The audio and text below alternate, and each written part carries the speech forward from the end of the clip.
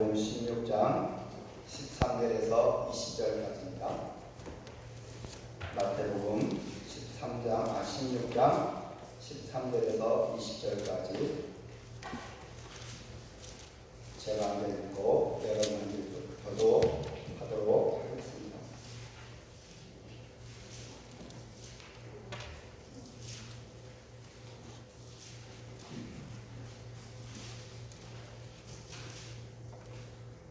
예수께서 빌립보 가리사의 지방에 이르러 제자들에게 물어 이르되 사람들이 인자를 누구라 하느냐.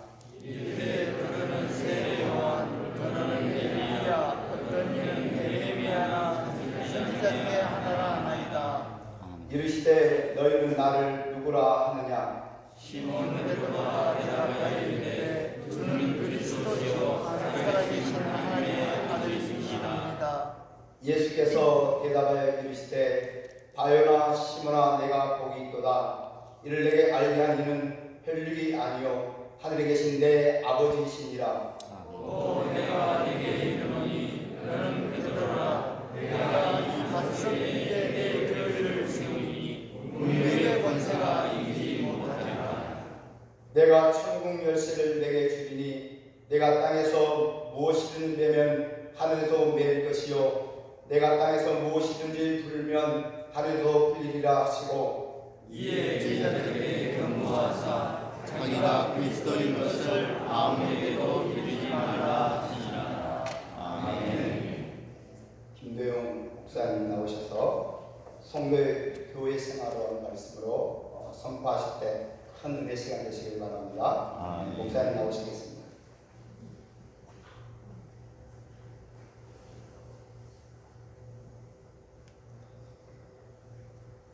제가 어제 저녁에 말씀을 드렸는데 인사만 잘해도 먹고 산다. 우리 함께 옆에 분하고 인사합시다. 인사만 잘해도 먹고 산다. 인사만 해도 먹고 산다. 서울 사람들은 참 친절하던데 내려볼수록 인사가 별로 없어요. 어떤 가게에 들어갔는데 문을 이렇게 삐끔 내밀고 알아서 고르고 계산할 때 나갈게요. 그런 사람이 있어요. 그 가게 잘 될까요? 안 돼요. 부부간에 아침에 일어나서 인사하십니까? 저는 아침에 일어나면 꼭 그렇게 서로 인사합니다. 오늘 하루도 행복하세요. 네. 오늘 하루도 행복하십시오. 서로 그렇게 인사를 해요. 네. 그러면 당신도 오늘 하루 행복하시기를 바랍니다. 사람이 하루를 살아도 행복하게 살아야 되잖아요. 부부간에도 인사만 잘하면 부부애가 좋아질 수밖에 없는 거죠. 저녁에 잠자리 들기 전에 기도하면서 그렇게 서로 인사합니다. 오늘도 수고했습니다. 그렇게 서로 얘기를 해요. 그러면 하루에 수고한 모든 것들이 풀릴 수 있잖아요. 서로 인사하면서 산다는 거, 인사만 잘하면 먹고 산다는 게 얼마나 중요한지. 동네에서 예수 믿으세요 그러면 그 후반은 어때요? 다른 사람보다 더 고개를 숙여서 안녕하세요 아주 반갑게 환한 얼굴로 인사를 하면 그게 곧 전도 아니겠습니까? 교회 다니는 사람은 보면 항상 웃어 활발해 그렇게 얘기하잖아요. 인사만 잘해도 먹고 산다. 다시 한번 시작. 인사만 잘해도 먹고 산다. 다시 인사합니다. 사랑합니다. 사랑합니다. 고맙습니다. 고맙습니다. 행복하세요. 행복하세요. 축복합니다. 우리에게 좋은 인사가 참 많죠. 오늘은 두 번째 성도의 신앙생활 중에 교회 생활에 대해서 말씀을 드리겠습니다. 어제는 예배 생활에 대해서 말씀을 드렸어요. 우리 함께 선포합시다. 예수님을 믿는 나는 예수를 믿는 나는 교회 생활을 잘해서 교회 생활을 잘해서 복을 받으리라. 복을 받으리라. 아멘. 아멘. 항상 공부를 잘하는 학생은 자기가 다니는 학교 자랑을 그렇게 합니다. 그리고 그 자랑스러운 학교 다니는 것을 너무너무 행복하게 생각합니다. 자기가 다니는 학교를 우습게 여기거나 부끄럽게 여기는 학생은 학교 다니기를 좋아하지 않고 아마 공부도 그 학생 잘하는 학생이라고 말할 수는 없을 거예요. 우리가 예수님을 잘 믿는 대로 같은 원칙이 적용이 돼요. 우리가 예수님을 잘 믿으려면 가장 먼저 자기가 다니는 교회를 자랑하고 다녀야 돼요. 그리고 그렇게 자랑했던 교회에 오는 것을 좋아해야 돼요. 자기 교회를 그저 그런 교회, 암계 교회는 이런다는데 이렇게 좋다는데. 그래서 제가 목사를 심호할 때 우리 교인들에게 그렇게 얘기를 했어요. 무슨 얘기를 했느냐 그러면, 다른 데서 이렇게 등록을 해서 오는 교인들이 있잖아요. 다른 교회에서 우리 교회로 오는 교인들, 여러분들 잘 들어, 아무개 교회는 이런 일을 한다는데 우리 교회도 그렇게 했으면 좋겠습니다. 그런 얘기 절대 하지 말아야 돼요. 왜냐하면 그 교회 목사님은 그걸 잘해요. 근데 우리 교회 목사님은 그것을 잘못하지만 또 나름대로의 달란트를 가지고 이걸 잘해요. 그러니까 사람이 다 잘하는 것은 아니에요. 자기가 볼 때 그 목사님이 그걸 잘하니까 우리 목사님도 이렇게 했으면 좋겠다, 그 얘기 하지 말아라. 어느 교회에서 이런 거 하는데 너무 좋다, 그래 우리 교회에서도 했으면 좋겠다, 그런 얘기 하지 말아요. 그 교회는 그걸 잘할 수 있고 우리 교회는 이걸 잘할 수 있어. 교회마다 다 달라요. 어떻게 똑같습니까? 그래서 저는 그런 얘기를 하는 분에게 그래요. 저는 그 목사님이 아닙니다. 제가 그렇게 얘기해요. 내가 다니는 교회를 자랑스럽게 여겨야지, 다른 교회 목사님, 다른 교회 자랑스럽게 여기면 뭐합니까? 내가 다니는 교회를 자랑스럽게 여겨야지. 자기 교회 목사님을 자랑스럽게 생각하고 다른 사람이 우리 목사님 너무 좋아, 목사님 하시는 모든 목회 사역을 정말 좋아, 그렇게 자랑하고 다니는 사람이 예수 잘 믿는 사람일까요? 못 믿는 사람일까요? 그 사람은 예수 잘 믿는 사람이에요. 당연히 예수 잘 믿는 사람이죠. 우리 남편 너무 좋아. 그 사람 남편 사랑하는 사람이에요? 안 사랑하는 사람이에요? 사랑하는 사람이죠. 네. 옛날 분들이 다 그렇지만 우리 집사람이 애들한테 올인을 해요. 애들한테 올인을 해요. 네. 그리고 애들이 먼저 해요. 요즘 사람들도 그렇지만 제 아내도 그렇더라고요. 네. 그래서 남편으로서 서운할 때가 많아. 내가 1번이 아니야. 애들이 1번이야. 그래서 서운할 때가 참 많아요. 그런데 애들이 결혼하고 가서 노련한 엄마로서 뭔가 좀 가르쳐 주려고 해. 저희 아들이 딸이 위에 둘 있고 밑에 아들이 있는데, 그 아들이 이제 결혼을 했어요. 이제 아기를 낳았어요.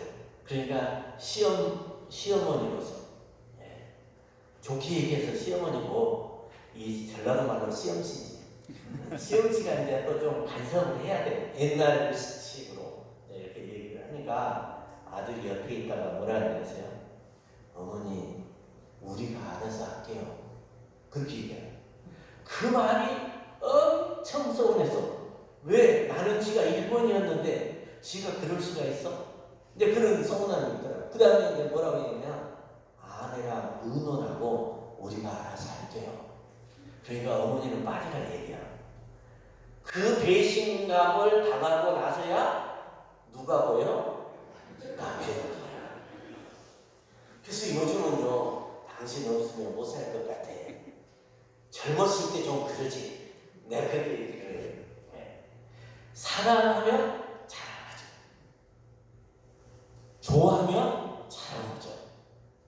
우리 교회를 사랑하면 자랑하죠.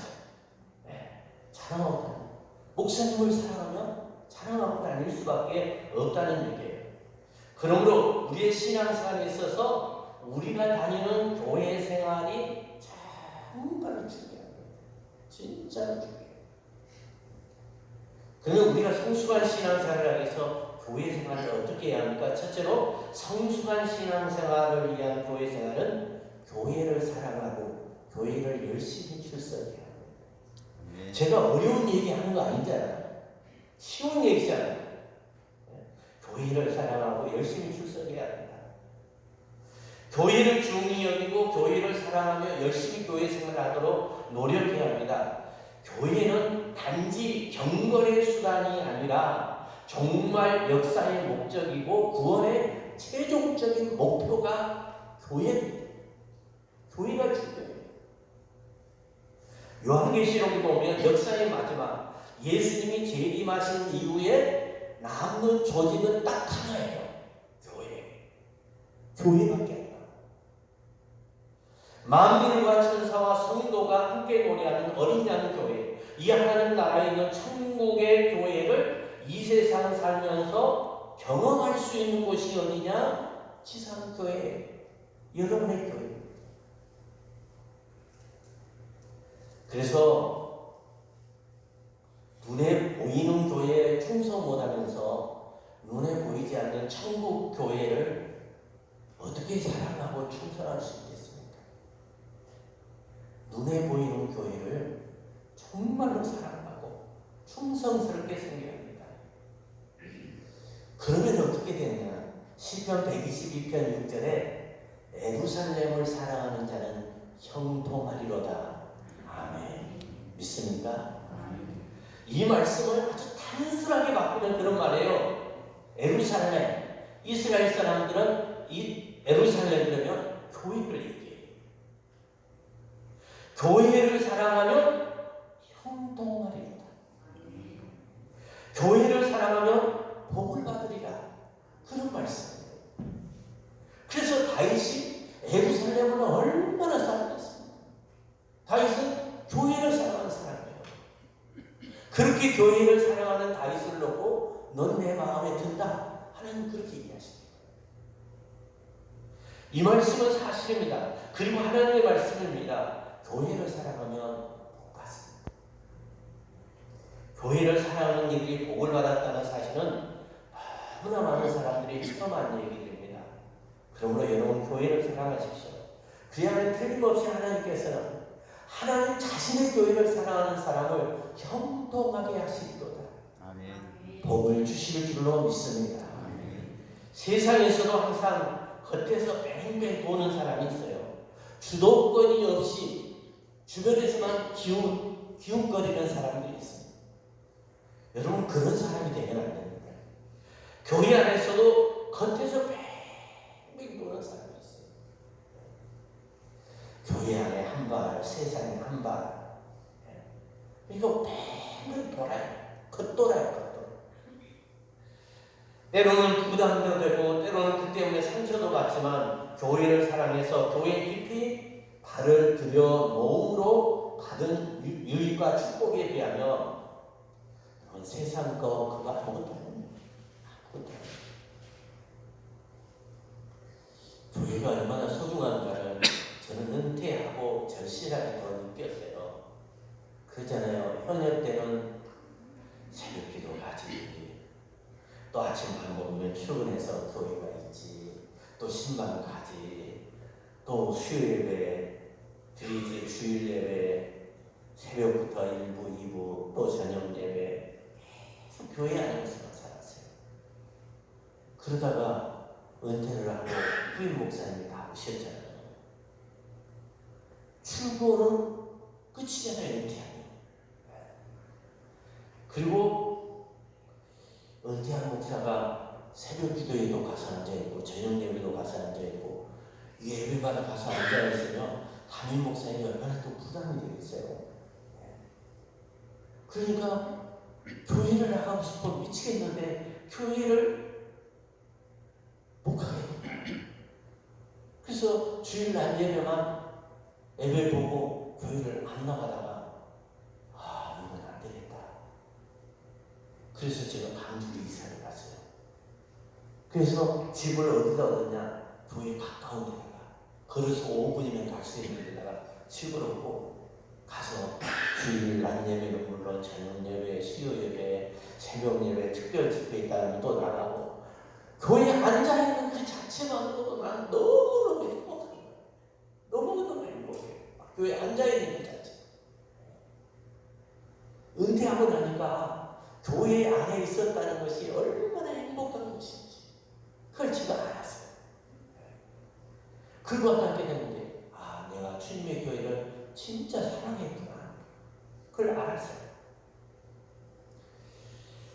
여러분, 교회 안에서 내 자신이 봉사할 것이 없는가, 헌신할 것이 없는가 찾아보아야 합니다. 그리고 교회 안에 부족한 것은 없는가, 교회에 어려운 일은 없는가 돌아보아야 합니다. 그리고 할 수 있는 대로 교회에 도움이 되는 일이라면 앞장서고 함께 해야 합니다. 그렇게 되면 교회 다니는 일이 즐거워지고 다른 사람들보다 한 번이라도 더 나오게 되고 예배 드리면 은혜도 더 받게 되고 섬기는 사역을 통해서 열매가 보여지게 되고 말할 것도 없이 신앙이 반듯하고 아름답게 자라고 하나님의 축복도 듬뿍 받게 됩니다. 제가 목포 양동제일교회에서 부목사를 하다가 제주도에 있는 교회에서 청주인님 왔어요. 저는 그 교회가 어떻게 생긴 교회인지 내가 가겠다는 것도 알고 청중을 받았어요. 거기서 제가 아는 목사님이 그 교회가 비었는데 오지 않겠냐. 교인들이 한 150명 모이고 네가 오기 위해서 40일 준비 기도회를 하고 있고 그리고 교회 지을 준비가 다 됐다. 그렇게 얘기를 하더라고요. 근데 다른 것은 아무것도 마음에 안 드는데 교회 지을 준비가 다 돼 있다니까. 그때 제가 30살이었으니까 30살에 성전 건축한다는 게 이게 보통 일이겠습니까? 그래서 제가 가기로 했어요. 그리고 담임 목사님한테 얘기를 했어요. 윤여보 목사님이 부임하고 첫 번째 부목사가 저였거든요. 윤여보 목사님 잘 아시는 분들 계시는 분 오래되면 잘 모르실 텐데 신사예요. 굉장히 좋으시고 나를 부르더니 그렇게 얘기를 해요. 꼭 가야 되겠니? 아니 나하고 손발에 그렇게 잘 맞는데 꼭 가야 되겠어. 그리고 장로님들이 찾아와서 목사님 우리 윤 목사님이 목사님을 너무 좋아하는데 손발이 잘 맞아서 지금 한참 일하시는데 꼭 가셔야 돼요. 막 장로님들이 그러시고 그래서 제가 딱 대답한 것은 그거였어요. 나 다른 거 아무것도 안 보여요. 교회 짓나니까 갈래요. 제가 그 얘기를 했어요. 교회를 짓는다니까. 교회 짓는 것이 얼마나 힘들고 어려운 것도 몰랐어요. 저는. 그래서 갔어요. 그 교회에. 그래서 제 아내가 그러더라고요. 여보 어떻게 생긴 교회인가 한번 가보고 가지. 그냥 가면 돼. 그래서 교회 짓나잖아. 그러면 교회가 벌써 있겠어. 그냥 가서 보면 실망할 수도 있어. 그리고 갔어요. 그 교인 한 명도 못 봤어. 선본 것도 아니에요. 우리 시대는 그냥 오라 그러면 기도하고 하나님이 가라 하면 가는 시대였으니까 뭐 이력서를 쓰는 거 그런 것도 없어요. 그냥 갔어요. 무조건 갔어요. 그때 저를 이삿짐 실러 오신 분이 은퇴하신 장로님이 시무장님 4분이라는데 이삿짐 실러 온 사람은 은퇴 장로님이셨더라고요. 그것도 90이 다 되시는 은퇴 장로님이 뼈꼬치 갔어요. 갔더니 어떤 교회냐 새벽 예배를 보는 줄 알고 이삿짐을 싣고 와서 새벽 예배 갔더니 한 명도 안 와요. 새 목사가 나를 오기 위해서 40일을 기도하고 있다는 거예요. 40일이 아니라 4분도 기도를 안 했어요. 150명 모인다더니 주일 낮 예배 딱 갔더니 15명이 나왔어. 15명 모인 교회 시무장로는 4사람이야. 어떻게 그렇게 되는지. 교회 지을 준비가 다 돼 있다는데 빚이 79년도니까 800만 원이나 있어. 노예 상납금을 몇 년을 못 내고. 그게 왜 그랬습니까? 제 전임 목사님이 세례 교인 수를 노예 보고할 때 늘 올렸어요. 그래서 소개하는 분은 그 교회 노예 통계서만 보고 나눠서 얘기합니다. 그리고 그 교회 식구가 그렇게 얘기합니다. 하필 그 수요일에 7명이 나와서 예배를 보는데 목포 양동지역의 여전도에서 제주도에 놀러 왔다가 수요 예배를 우리 교회에서 봤어. 전화를 윤영호 목사님한테 김대영 목사님 다시 모시고 갑니다. 그렇게 전화를 했어요. 그래서 제가 그랬어요. 한 번 왔는데 어떻게 갑니까? 그리고 목회를 시작했어요. 새벽 기도회도 처음, 구역 예배도 처음, 대신방도 처음, 부흥회도 처음, 모든 것이 다 처음이었어요. 15명이 30명 됐을 때 교회 집시다. 그런데 그 교회당에 길이 지나가서 오지 땅을 사야 돼. 제주도 땅값이 셌잖아요. 그때도 셌어요. 평당 80년도에 10만원씩 했으니까 10만원은 한 번이나 그거였죠.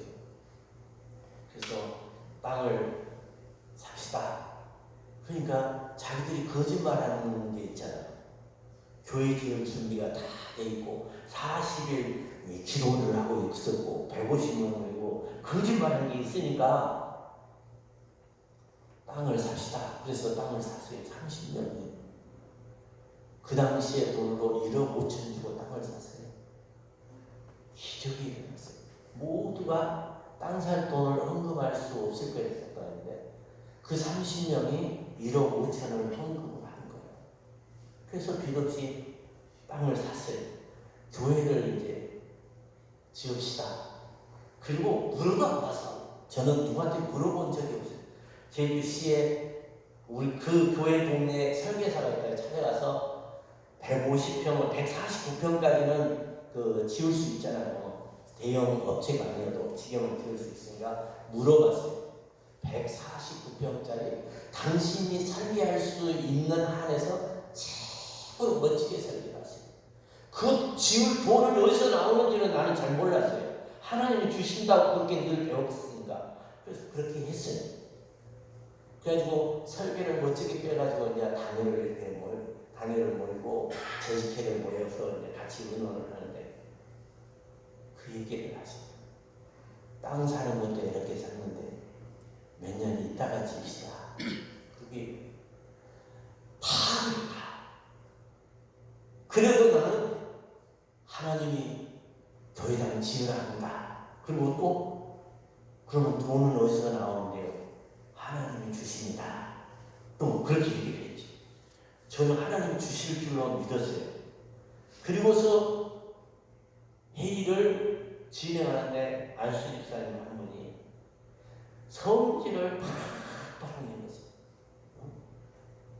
교인들 형편은 생각 안 하고 교회 집이나 부르고는 지쳐나갔어요.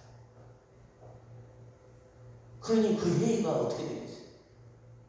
그러고 나가니 10분이 돼서 비보가 하나 나왔어요. 화를 내고 가는 그 집사님 딸이 6살짜리였는데 시내버스에 내려서 일이 건너가는데 얘가 뛰어가다가 트럭이 치여서 죽었어요. 그래서 제가 달려갔어요. 내가 죽었어요. 교통사고. 그 아이를 품고 은지였어요. 제가 그 교회 장로님 이름도 다 기억을 못하는데 걔는 기억해요. 6살짜리 은지. 이거 품이 안 보여. 다윗에게 성전을 허락하지 않는 하나님이 나에게도 허락하지 않는가 보다. 울었어요. 그리고 내가 내려놨어요. 3일에 그 안수집사님 제 앞에 무릎을 꿇고 교통 그걸 보상을 받았다고 300만 원을 가져와서 건축 헌금을 드리겠습니다. 그 얘기가 교인들에게 이제 한 50년 됐을 때 다 알려지기 시작하면서 모두가 울음바람을 냈어요. 은지 이름을 부르면서. 그러면서 그때 1억 2천원에 교회당을 149평을 진짜 멋지게 했어요. 지금도 있어요. 한라산을 배경으로 얼마나 멋있는지. 그리고 150년 됐을 때 제가 해남중앙교회 30년 된 교회를 또 왔잖아요. 어쨌든 그런데 제가 그 얘기를 하려고 하는 게 아니고 그 안수 집사님이요 나중에 장로님 되셨어요. 그 아들이 목사님이 되셨어요. 그리고 저를 절대로 못 믿게. 그런데 그분이 교회당을 짓기 시작하면서부터 하루도 빠지지 않고 그 건축 현장을 바퀴를 돌면서 기도를 하시고, 그러니까 다른 장로님들도 교인들도 따라서 그 건축 현장을 돌면서 계속 올면서 기도를 하시고, 건축된 뒤에도 그 행렬이 계속 이어졌어요. 그러면서 교회당을 만져보면서 은지 이름 부르고 하나님 감사합니다. 그렇게 교회를 사랑하십니다. 그러면서 교회가 하늘이 부흥을 했어요. 그 눈물의 기도를 교회를 사랑하는 사람들, 정말 그 교회당을 정말 주님의 교회처럼 볼던 그게 제가 눈에 선해 너무 선해. 그리고 어디가 푸른 포기가 없어요. 돌면서 불 보이면 쭉 뽑아내고 쓰고 앞에 잔디를 쫙 깔아놨는데 잔디에 풀이 날 시간이 없어요. 너도나도 와서 그걸 못 보니까. 교회를 사랑하는 사람들이 있었기 때문에 가능한 거야. 저는 늘 그 생각을 해요. 목회를 하다 보면 정말 힘들고 견디기 어려운 일을 만날 때가 종종 있습니다. 그럴 때마다 제가 큰 힘을 얻는 것은 교회를 사랑하고 열심히 교회를 나오는 사람들입니다. 교회 안에 그런 성도님들이 있습니다. 저는 그런 성도님들을 보면 부끄러울 때가 많아요. 저분은 목사인 나보다 천국의 상급이 10,000배나 더 크겠구나. 나는 때로는 의무감에서 하지만 저분은 의무감에서 안 해도 되는데 왜 그렇게 매일 교회에 나오고 기도하고 그런 것뿐만 아니라 내가 할 일이 없는가 찾아서 주중에도 계속 이렇게 하고, 해남 중앙교회도 그런 분들이 꽤 많았어요. 그런 분들을 보면서요, 저런 분들 때문에 교회가 존재할 수 있구나. 여러분의 교회도 그런 분들이 있을 거예요. 제가 어렸을 때만 해도 우리나라에서 강력한 영적 성령의 바람이 불을 때에 수많은 성도들이 혼입을 한 자, 솥단지, 먹을 쌀 몇 대, 땔감 짊어지고 몇십 리길을 걸어서 사경회라는 것을 갔어요. 그러면 동네 채를 빌려다가 쳐놓고 그 밑에서 자는 거예요. 자면서 사경회에 참석했어요. 그런가 하면 구글에 내가 다니는 교회 구글에 부흥회가 있다. 요즘은 부흥회도 간단하죠. 옛날에는 월요일날 저녁 시작하면 토요일날 새벽 기도 때 끝나요. 그렇게 길게 했어요. 그 부흥회에 옆에 교회 부흥회 한다면 요즘처럼 봉고차가 어디 있어요? 걸어서, 그때는 버스도 잘 안 다닐 테니까 걸어서 가서 그 교회에서 마당에 덕석 깔아놓으면 그 위에서 잠자면서 그 월요일 저녁부터 토요일 새벽까지 부흥회를 참석을 했어요. 부흥회. 뿐만 아니라 요즘 동네마다 교회가 생겼잖아요. 사실. 지금 옛날에는 교회당이 그렇게 많지가 않죠. 그러니까 대개 교인들이 10리, 20리 밖에서 걸어온 교인들이에요. 그런 분들이 해 뜨자마자 이른 아침을 먹고 교회를 나오기 위해서 출발하는 거예요. 가까웠게는 1시간, 2시간 걸어서 교회 와요. 새벽 기도에도 그래요. 새벽 기도도 나와요. 여러분, 오늘의 교회가 이렇게 존재하는 이유는 그분들이 있었기 때문에 저는 가능하다고 봐요. 앞으로의 교회 미래가 암울하다? 이유는 무엇이냐? 지금 오늘의 교인들이 교회를 좋아하고 사랑하지 않기 때문에 암울한 거예요. 지금 여러분들이 교회를 사랑한다면, 좋아한다면 미래의 교회도 아무렇지도 않아요. 그래서 정말 중요한 것은 뭐냐? 지금 여러분들의 열심히 교회를 사랑함이 여러분의 교회의 미래를 결정지은다는 사실이에요. 저희 해남 중앙교회에서 때로 당에서 목사님 찬송 그 복음성 따라 부르는데 너무 어려워요. 못 따라가겠어요. 그러면 제가 웃으면서 목사님 나도 못 따라. 이게 복음성하는 이게 껄떡거리는 게 많아요. 이게 넘어갈 때 껄떡거리는 게 많아요. 그럼 이게 넘어가는 게 굉장히 따라하기 힘들어요. 근데 제가 장로님들한테 나도 따라하기 어려워요. 그런데요, 이 교회의 10년 후의 주인공은 당신들 아닙니다. 지금 40대, 50대가 이 교회의 주인공이 될 겁니다. 그러면 그 사람들한테 맞춰야지.